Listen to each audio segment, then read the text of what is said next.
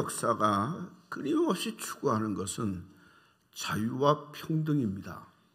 자유를 얻기 위해서 목숨 걸고 싸웠습니다. 어떻게 하면 불평등한 걸 해결하고 평등한 사회를 만들까 하고 노력했고 사회 구조를 만들었습니다. 그런데 쉽지 않습니다. 평등을 꿈꾸지만 불평등합니다. 균형을 잘 이루기가 어렵다고 하는 거죠. 제일 불평등한 게 잘 나타나는 것 중에 하나는 빈부격차입니다. 미국 사회도 중산층은 점점 줄어들어서 20대 80의 구조로 바뀌었다고 합니다. 최고 경영자하고 근로자하고 임금 차이가 1970년대에는 1대 41이었다면 2000년대에 와서는 1대 475로 바뀌었습니다. 다시 말하면 최고 경영자 한 사람이 70년대에는 한 40명 정도의 월급을 가졌다면 지금은 한 470명의 월급을 갖는다고 하는 거예요. 굉장한 차이입니다. 그 격차가 더 심해지더라고 하는 거죠. 우리나라도 사실은 이 빈부 격차를 해결해 보려고 꽤 애씁니다. 소득주도 성장이라고 하는 경제 슬로건으로 애를 썼습니다. 그런데 격차가 더 벌어졌습니다. 어떤 병원에 가니까 그 병원이 환자는 많은데 적자 구조입니다. 왜 이렇게 적자가 나느냐 하고 들어봤더니 의사들은 말하기로 직원이 너무 많다. 또 직원들은 말하기로 의사 봉급이 너무 많다. 차이가 많은 거죠. 그래서 그 간격이 쉽게 이렇게 좁혀질 것 같지 않습니다. 빈부의 차이는 앞으로 더 심해질 가능성은 높습니다. 근데 빈부만 차이가 있는 게 아니라 신체의 차이도 있잖아요. 키도 다르고요, 체중도 달라요. 골격도 다르고요. 어떤 사람은 건강하고 어떤 사람은 병약합니다. 또 어떤 사람은 정상인데 어떤 사람은 장애인입니다. 정신적인 것도 많이 차이가 나요. 머리 차이도 있죠. 인격 차이도 있죠. 가치관 차이도 있죠. 도덕성의 차이도 있습니다. 또 우리 같이 다 신앙생활을 하지만 신앙의 차이도 있습니다. 신앙이 좋은 사람도 있고요. 약한 사람도 있고요. 성숙한 어른의 신앙도 있고요. 여전히 어린아이의 신앙을 못 벗어나는 사람도 있습니다. 도대체 이 불평등이 어디서 오는가? 하나님이 만드셨으면 하나님이 왜 이렇게 만드셨을까? 하나님 다 똑같이 만들었으면 좋을 텐데 왜 이렇게 차이가 나게 만들었을까? 중요한 답은요, 하나님은 불평등하게 만든 게 아니에요. 하나님은 다양하게 만드셨어요. 불평등이라고 하는 말은 우리가 비교해 보니까 불평등이거든요. 그래서 우열이 있고 강하고 약함이 있어요. 하나님은 불평등으로 만든 게 아니라 다양하게 만드셨어요. 가만히 보세요. 사람들이 다 차이가 있습니다. 일란성 쌍둥이도 절대 똑같지 않습니다. 대한민국에 여러분과 똑같은 사람은 하나도 없습니다. 다 차이가 나더라고 하는 거죠. 자연 만물도 보면 똑같은 나무라도 똑같지 않습니다. 모양이 다르고요. 생긴 게 다르고요. 잎사귀도 똑같지 않습니다. 하늘의 천체도 똑같지 않고요. 다 다르다. 왜 이렇게 다르게 만들었냐? 하나님의 본성입니다. 하나님은 다양하십니다. 그 다양한 하나님이 다양한 모습을 피조물 속에 집어넣은 거예요. 그러니까 불평등하게 만든 게 아니라 다양하게 만들었다. 가만히 보면 사람도 이렇게 보면 능력 있는 사람도 있고 능력 없는 사람도 있습니다. 조건이 좋은 사람도 있고 조건이 나쁜 사람도 있습니다. 어떤 사람은 지적이지만 어떤 사람은 굉장히 감성적입니다. 사람들을 보면 도덕적으로 완벽주의로 사는 사람은 흠없는 것 같지만 편협합니다. 그게 약점입니다. 마음과 감성이 풍부한 사람은 지적이지 못하고 의지적이지 못할 때가 있습니다. 자신감 있고 최고를 향해서 달려가는 사람은 고집이 셀 확률이 높습니다. 예술가형 사람은 직관적이고 동정심이 있고 감성적이지만 이게 사실은 변화가 많습니다. 어떤 때는 천사 같지만 어떤 때는 악마 같을 수도 있다 이런 말이죠. 탁월한 지적인 능력을 가진 사람은 괴팍할 수도 있습니다. 이걸 뭘 얘기하냐면 완전한 사람은 아무도 없더라. 장점도 있고 단점도 있다. 문제는 뭐냐? 그들과 함께 섞여 삽니다. 그 다른 사람들이 가정을 이루고 삽니다. 그 다른 사람들이 모인 데가 교회입니다. 그리고 그 사람들이 모인 데가 사회고 국가입니다. 그러니까 그 속에 갈등이 있고 아픔이 있다고 하는 거죠. 교회를 놓고 보면 교회처럼 다양한 사람이 별로 없습니다. 다양한 데가 없습니다. 다 다릅니다. 사람도 다르고요. 그리고 신앙생활의 신앙의 칼라도 다르고요. 신앙에 배운 것도 달라요. 그리고 은혜 받은 종류도 다 달라요. 그리고 교인들은 교회는 이래야 된다고 하는 생각, 교회에 관한 데에서도 차이가 있어요. 성경은 말하지만 자기가 더 중요하게 여기는 것들이 달라요. 그러니까 그들이 각각 모여서 사니까 거기에 갈등이 있고 문제가 있고 아픔이 있습니다. 이걸 어떻게 하면 해결할 수 있느냐는 거죠. 이게 이제 오늘 말씀의 답입니다. 성경에 보면 고린도 교회가 고린도에는 신전이 여러 개가 있었습니다. 근데 그 신전에게 꼭 고기를 바칩니다. 바치면 세 부분으로 나누어지는데 제단에 바친 거는 불태워지고, 그리고 나머지는 사제에게도 주고 제사를 드린 사람에게도 나눠줍니다. 그러면 제사를 집행한 사제는 그걸 가지고 다 못 먹잖아요. 그러니까 싸게 시장에 팝니다. 그러니까 사 먹는 사람 입장에서 보면 그게 다 우상의 신전에 바쳤던 고기입니다. 또 제사를 지냈던 주인은 남은 고기를 자기가 갖다가 팔지 못하니까 이웃과 나눠서 축제를 합니다. 그래서 나눠 먹는데 그것도 다 우상에게 바친 고기입니다. 문제는 어디 있느냐? 교인들에게 있습니다. 고린도 지역이 그러니까 고린도 교인들의 문제가 생기는 게 이게 먹을 수도 없고 안 먹을 수도 없는 거죠. 시장에서 파는 고기는 다 우상의 제단에 바쳤던 고기고, 또 이웃집에 축제하는 데 가보면 우상에 바쳤던 고기고, 안 먹으려고 그 집에 가면 그 집과 관계가 불편하고, 시중에 파는 걸 안 먹으면 고기 먹을 게 없고, 그러니까 교인들 사이에 논쟁이 생기는 거죠. 어쩔 수 없다, 먹어도 된다, 아니 먹으면 안 된다. 이제 의견이 갈려지다가 이게 점점 더 심해지니까 서로 정죄하기 시작하는 거예요. 서로 정죄하기 시작하니까 문제는 뭐냐? 교회가 흔들리는 거예요. 교회가 위기가 오는 거예요. 영적인 하나님의 교회가 붕괴의 위기가 있어요. 그때 바울이 처방이 뭐냐? 너희는 이걸 극복하려면 어떻게 해야 되느냐? 덕을 세워라. 이게 해결입니다. 덕을 세우면 그 많은 차이와 갈등을 이길 수 있다. 또 하나 오늘 말씀에 로마 교회인데요. 로마 교회는 두 그룹이 있습니다. 하나는 유대인이고 하나는 이방인입니다. 근데 로마 교회가 어떻게 생겼느냐, 어떻게 시작되느냐? 바울이 개척한 데는 아닙니다. 바울이 가기 전에 이미 로마에는 교회가 있었습니다. 그러니까 누가 세웠을까? 디아스포라 유대인이 세웠을 것으로 봅니다.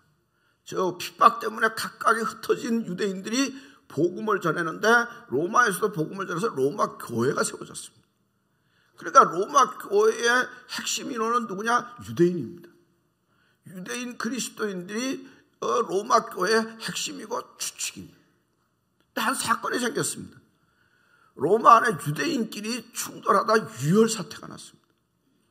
왜 사태가 나느냐? 예수가 그리스도인 것을 믿어야 되느냐 안 믿어야 되느냐, 그러다가 유대인끼리 싸우다가 충돌이 생겼습니다. 그러니까 로마 황제가 49년에 클라우디우스라고 하는 황제가 유대인들을 로마에서 다 추방을 시켰습니다. 그러니까 유대 그리스도인들도 추방당하잖아요. 그때 추방당한 사람 중에 유명한 사람이 브리스길라와 아굴라입니다. 그래서 추방당해서 바울을 도왔잖아요. 그렇게 세월이 지나다가 54년에 네로 황제가 돌아와도 좋다. 그래서 바깥에 나갔던 유대인들이 들어오기 시작을 했습니다. 근데 문제는 어디에 생겼냐면 로마 교회가 유대인 그리스도인들이 개척을 하고 핵심을 했는데 쫓겨나다 보니까 이방인 그리스도인들이 로마 교회 핵심이 됐습니다. 그 사이에 로마 교회가 수적으로 늘어났습니다. 그리고 영향력도 커졌습니다. 근데 유대인 그리스도인들이 와보니까 주도권을 뺏겼거든요. 이거 우리가 개척한 건데. 그런 거 있잖아요. 우리 교회인데. 우리가 잠시 비웠다고 너희가 주인 노릇하냐? 충돌하기 시작하는 거죠. 그래서 사사건건 문제가 생기기 시작하는 거예요. 그러다가 역시 먹는 문제를 가지고 충돌하기 시작하는데, 유대인 그리스도인들은 신앙이 좀 보수적입니다. 그래서 철저히 우상의 제물을 먹지 않고, 그리고 안식일을 지키고 금식일을 지키고, 그게 철저합니다. 이방인 그리스도인들은 좀 자유롭습니다. 그러다가 이게 이제 갈등이 되고 충돌이 됐습니다. 그럴 때 바울이 해결책을 내놨는데, 뭐냐? 너희는 뭐 해야 되느냐? 덕을 세워라. 덕을 세우면 이 문제가 해결될 수 있다. 여러분, 오늘 한국 교회는 어떠냐? 오늘 한국 교회는 불행하게도 편안한 교회가 없다고 할 정도로 분쟁과 다툼과 갈등이 있습니다. 정도의 차이지 시끄러운 면들을 늘 안고 있습니다. 안고 있습니다. 어떤 교회는요, 기득권 갖고 싸웁니다. 박힌 돌과 굴러온 돌이 싸워요. 돌끼리 싸워. 돌끼리 싸우니까 얼마나 무식하게 싸워요. 진짜로 무식하게 싸워요. 또 자기 주장 갖고 싸워요. 내 의견이 옳다, 내 생각이 옳다, 너는 틀렸다, 이거 갖고 싸워요. 감정 때문에 싸워요. 너는 싫고 너는 필요 없고. 그래서 감정 갖고 싸워요. 내 의 갖고 싸워요. 내가 옳다, 내가 의롭다. 그러고 보면 양쪽으로 다 옳아요. 그런데 싸워요. 어떤 교회는요, 은퇴하는 목사님 후임 문제로 그거 갖고 이제 싸움이 돼요. 이분을 해야 된다, 저분을 해야 된다. 그래갖고 교회가 아주 큰 시험을 당한 교회가 원주에 하나 있고 춘천에 하나 있어요. 궁금하면 1대1로 와서 물어보면 이게 오늘 우리의 현실의 모습이에요. 여러분, 교회가 분쟁할 수도 있고 싸울 수 있는데 문제는 뭐냐? 교회가 분쟁하고 싸우면 전대문이 막혀요. 그리고 믿음이 약한 사람들의 믿음이 흔들려요. 그러니까 믿음이 흔들리니까 교회가 흔들려요. 그런데 싸움에 빠져드는 사람은요, 자기 의견, 자기 체면, 자기 주장을 관철하려고 교회가 흔들리는 거 상관없이 거기에 몰두해요. 그러다가 자기는 이긴지 모르지만 교회는 완전히 깨지고 흔들려졌어요. 그러다 보니까 자기도 망하고 교회도 망하고 하나님 영광도 망해요. 이것을 예방하고 이길 수 있는 비결은 어디에 있느냐? 뭘 세우면 된다? 덕을 세우면 돼요. 그러니까 덕을 세운다고 하는 게 중요해요. 덕을 세운다고 하는 게. 덕이라고 하는 말은 무슨 말이냐? 오이코스 또 데모, 이런 두 가지가 합한 말인데, 오이코스라고 하는 말은 집이고 데모는 세운다고 하는 거죠. 집을 세우라고 하는 거예요. 집을 세우라. 그러니까 사도 바울이 볼 때는 하나님의 교회가 영적인 건물인데, 이게 분쟁과 다툼으로 영적인 건물이 흔들리고 부서진다고 하는 거죠. 그런데 교회만 부서지는 게 아니라 개인의 신앙도 흔들린다고 하는 거예요. 너희가 그렇게 무너뜨리면 안 되지 않느냐 이거지. 개인의 신앙을 음식 먹는 거 갖고 무너뜨리면 안 되지 않느냐. 세워라, 덕을 세우라고 하는 거죠. 하나님의 교회를 그런 갈등으로 무너뜨리면 되겠느냐 이 말이죠. 그러니까 무너뜨리지 말고 세워라, 이게 덕을 세우라고 하는 거죠. 그러니까 오늘도 하나님의 교회가 여러 가지 모습으로 위기에 처할 수 있을 때 정말로 우리에게 필요한 건 뭐냐? 누가 옳으냐 그러냐, 그게 그렇게 중요한 게 아니에요. 덕이 있느냐 없느냐가 중요하지. 덕을 세운다고 하는 게 중요한 걸 잘 깨달아야 돼요. 그리고 덕을 세우기를 힘써야 돼요. 20세기에 인도의 성자라고 불리는 사람이 선다싱이에요. 선다싱은 사도 바울만큼 위험을 무릅쓰고 전도여행을 했어요. 근데 그가 하나님께로부터 받은 은사가 있는데, 그 은사가 두 가지인데 말씀의 은사와 신유의 은사가 있어요. 그가 말씀을 잘하면 전곡을 찌르는 말씀을 해요. 그리고 예수의 이름으로 기도하면 병든 자가 낫어요. 놀라운 은사죠. 근데 어느 날 윌리엄이라고 하는 소년이 중병에 걸려서 병원에 입원했어요. 그래서 썬다싱에게 요청하기를 와서 말씀을 전해주고 기도해달라고 요청을 해요.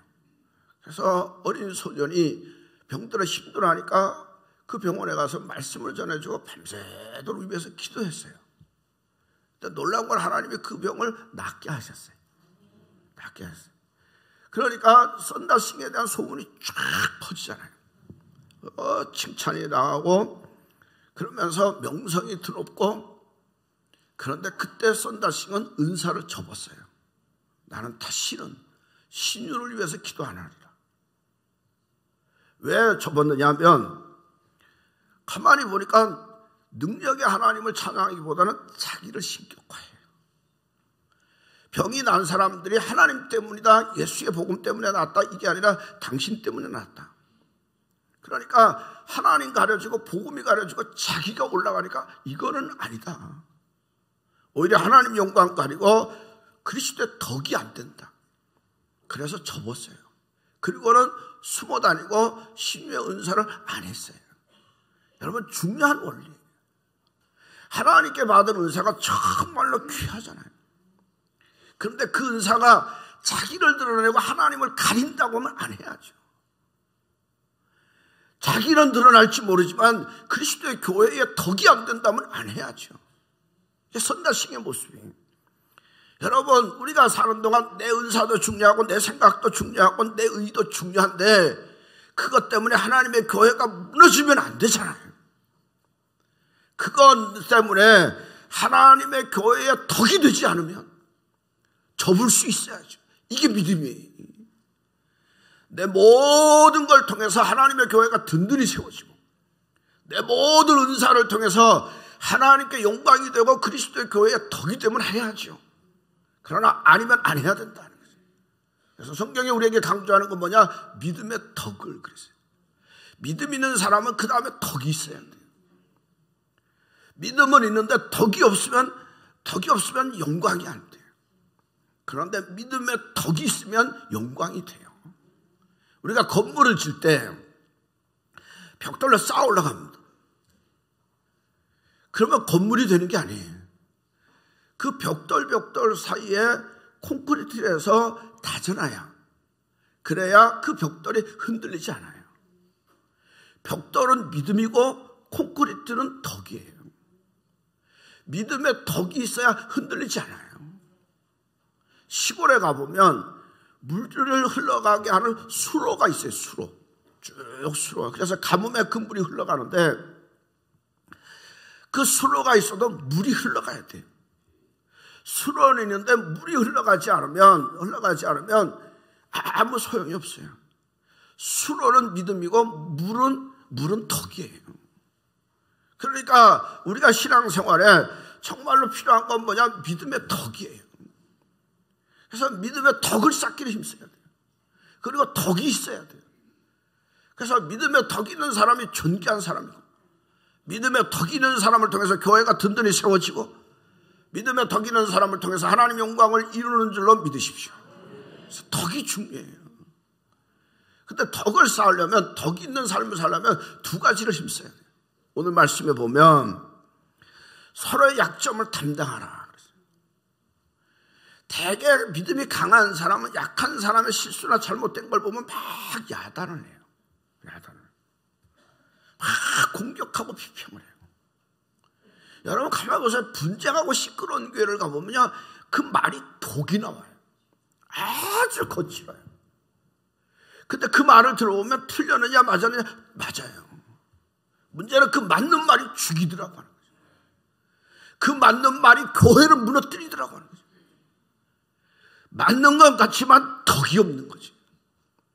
여러분, 우리가 신앙생활하면서 어떤 사람에 대해서 맞는 말은 하는데 그 사람의 믿음을 죽이는 경우도 있잖아요.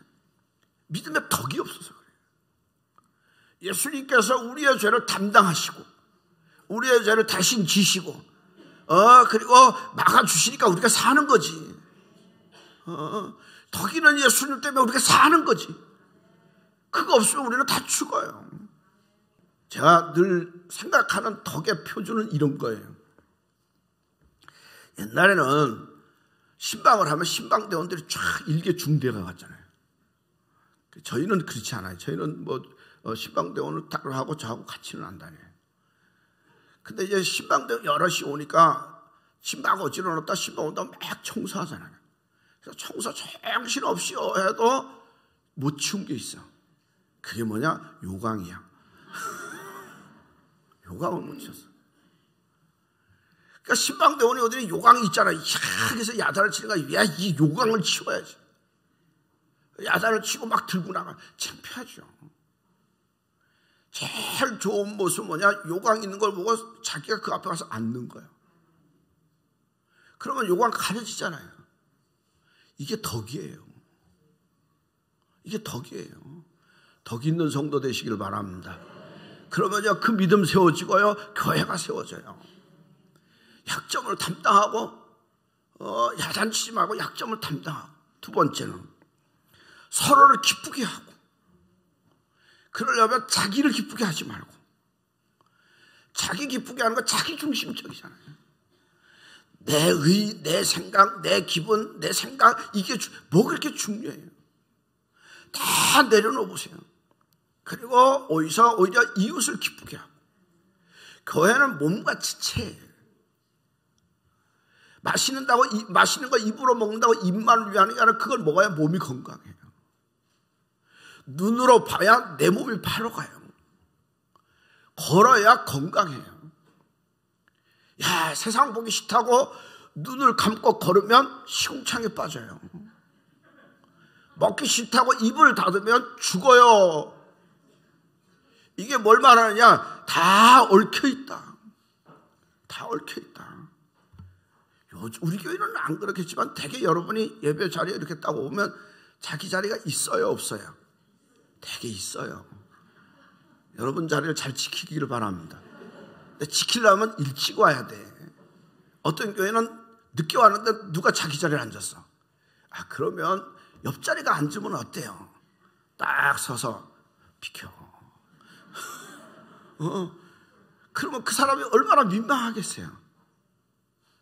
그 믿음은 있는지 모르지만 덕은 없어요.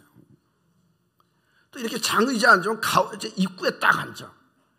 들어가라는 말이야 말라는 얘기지. 여러분, 덕이 중요하다. 믿음의 덕으로 충만한 하나님의 사람 되시길 바랍니다. 그래서 금년의 표가 이게 한순간에 되는 게 아니니까 선을 행하고 덕을 세우는 일에 힘써야 돼요. 어떤 분은 이렇게 표현을 해요. 그 조직 폭력 세게 하고 교회가 비슷하대. 나 그런지 아닌지 모르겠는데 뭐가 비슷하냐? 피를 나누는 게 비슷하대. 그리고 검은 양복 입는 게 비슷하대. 어깨들 검은 옷 입잖아요. 목사님들도 검은 옷 많이 입잖아요. 이제 다음부터 검은 옷 안 입으려고 그랬어요.